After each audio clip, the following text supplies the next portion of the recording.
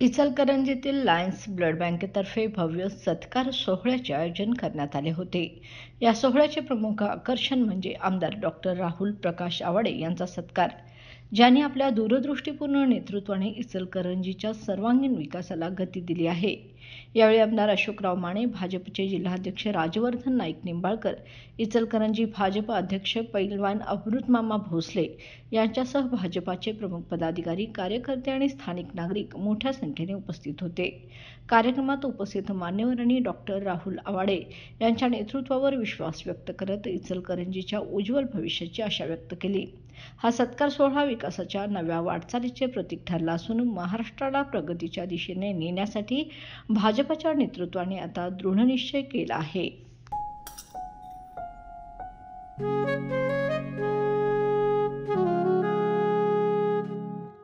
बाबा, आज येताना बासुंदी घेऊन या ना.